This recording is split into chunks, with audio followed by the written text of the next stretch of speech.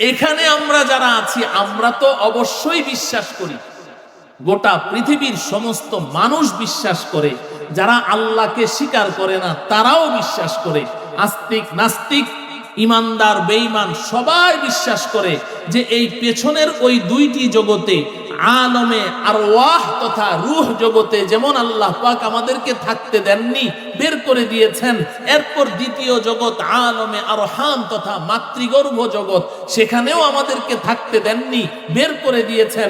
এই ৩ নম্বর জগৎ তথা আলমে দুনিয়া, এখানেও আমাদেরকে থাকতে দিবেন না, এখান থেকেও বের করে দিবেন,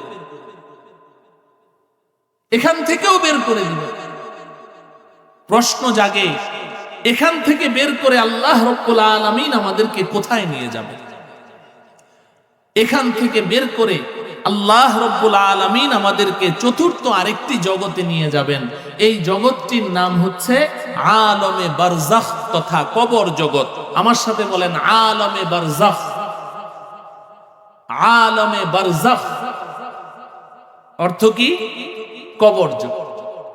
এই আলমে বারজাখে আমাদেরকে নিয়ে যাবেন। এই আলমে বারজাখ শুরু হবে কখন? যার যখন মৃত্যু হবে, মৃত্যুর সাথে সাথে তার আলমে বারজাখ শুরু হয়ে যাবে।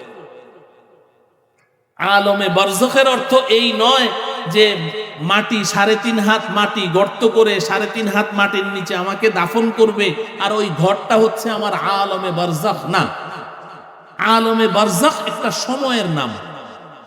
যার যখন মৃত্যু হবে, মৃত্যুর সাথে সাথে তার আলমে বারজাখ শুরু হয়ে যাবে এবং এই কবর জগতের আল্লাহ পাকের সাথে আমার যেই মুআমালা, আমার সাথে আল্লাহ পাকের যেই মুআমালা, আলমে বারজাখের যত কাজ, এই সব কার্যক্রম মৃত্যুর সাথে সাথেই শুরু হয়ে যাবে।